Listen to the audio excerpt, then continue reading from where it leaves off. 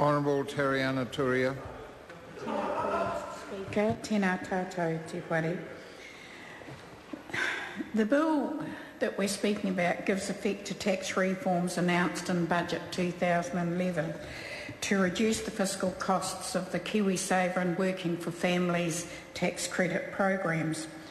This budget was never going to be a walk in the park. The astronomical fiscal impacts of the 6,000 earthquakes that have accumulatively taken their toll on Canterbury was unprecedented and certainly not anticipated. And then, of course, there have been blizzards, droughts, leaky homes, finance companies' collapses, and the AMI and the South Canterbury finance saga, to name but a few. The damage caused by the two earthquakes has been estimated at facing a cost of around $15 billion, which is about 8% of GDP. At even the most minimal budgeting, we require $5.5 billion for expenditure such as temporary housing, repairing roads, restoring infrastructure, with another $3.3 billion to recognise the costs of both the Earthquake Commission and the Accident Compensation Corporation. So something had to give. I want to acknowledge that for most New Zealanders there's been an incredible sense of generosity of spirit that recognises that there was simply no room in this year's budget for discretionary spending.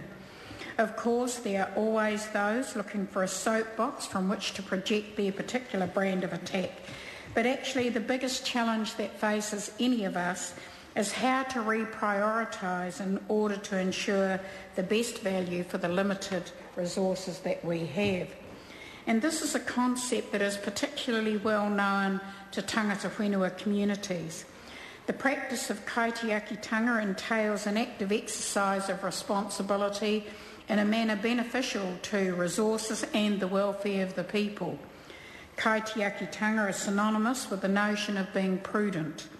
The practice of rāhui, illustrating how one might have to exercise restraint in order to ensure sustainable management and growth of the economy so as to provide a stable and secure environment for future generations.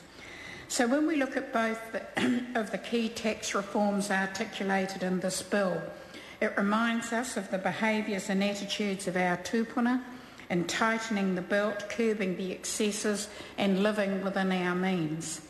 The objective of the changes in the Working for Families scheme to reduce the fiscal costs of the scheme while protecting amounts of tax credits for lower income earners and minimising the effects on work incentives. As a result of alignments that will be made as a result of Budget 2011, the scheme is going to be much better targeted to the vulnerable families. A number of the families who are earning higher up the income scale will receive a little less than they currently do now, or worst case scenario for them, they may no longer apply.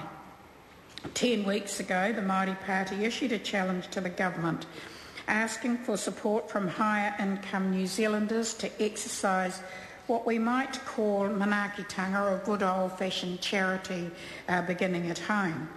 In our statement entitled Time for Those Who Have to Help those who have not, we ask the government to promote generosity by raising taxes for those on incomes over $70,000. This taxation, annual rates and budget measures bill is an honourable response to that tono. It better targets working for families at lower income families who need more help. It will be less generous to higher income families. Take as an example the case of Amohea and Hemi on a combined family income of $40,000 per year with 3 tamariki. Currently, they receive $280 a week in Working for Families tax credit.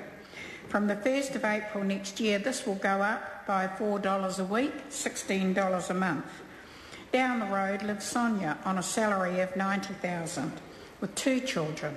Her income level is right near the top, and so she currently only receives $18 a week from Working for Families. After the changes, she will only receive $7 a week, $28 a month.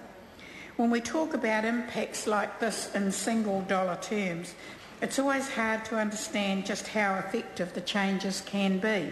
But the important thing is that the changes will be made gradually in a way that minimises the impact on these families. I think it's really important that each of us start to cultivate the art of financial literacy in our homes so that we truly understand the state of the nation and the different levers that impact on our well-being.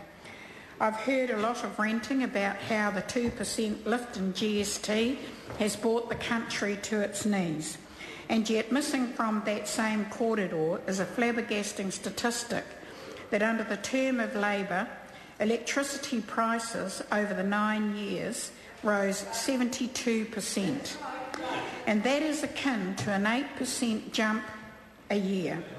While the prices have risen 9.5% since this government took office, the rates of rise have halved to under 4% a year, but it is still a hefty rise from one decade to the next. Added to that, the price of petrol has risen by 17.1%. Our heavy reliance on oil demands that we need to look seriously at establishing alternative renewable sources of energy, a cause that the Māori Party and many Hapua Niue and Marae are actively considering. The other raft of changes in this taxation bill are to do with KiwiSaver, to alter the balance of contributions to KiwiSaver accounts away from public financing and towards private saving. This is another approach which the Māori Party has supported in terms of reducing how much money the government borrows from overseas to put into KiwiSaver. Our concerns around KiwiSaver are that while savers and employers will have to pay more and move to make the scheme more affordable over the long term, the government is lessening its commitment. And this may have a backlash in terms of discouraging the other two partners in the scheme. In other words, we are mindful that reductions in incentives may end up undermining the confidence in the scheme.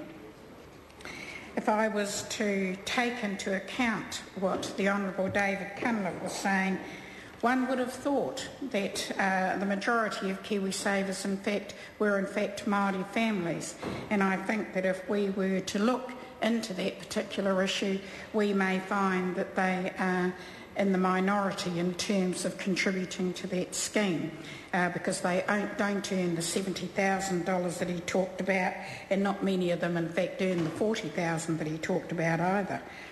The other key concern that we have put forward is whether any increase in the minimum payment by savers could prove unaffordable for lower and middle income constituents already struggling to cope with rising costs. That's why we actually opposed the introduction of Labor's KiwiSaver scheme when the individual contribution was 4%, as we believed it did not do enough for the less well-off, and particularly the whānau of the working poor and the families of beneficiaries. We certainly are of the view that those people on lower income should carry less burden proportionally than those who are higher on incomes, and we will be concerned if any disincentive to save, as in increased payments, would cause them either to not enter the scheme or to take contribution holidays. But we also don't want to overemphasise the focus on KiwiSaver. We all need to return to the old ways of the practice of good saving, and there are many other methods of encouraging this to happen. We've been very supportive of the iwi-saver initiatives such as Wairewa program.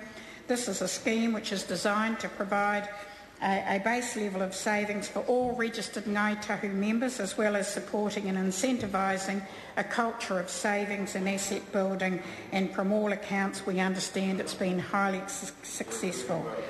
Mr Speaker, the Taxation, Annual Rates and Budget Measures Bill provides Parliament with the opportunity to make alterations to the generosity of those schemes, particularly working for families where it reaches into very high income levels and where these people have enjoyed reasonably good tax cuts.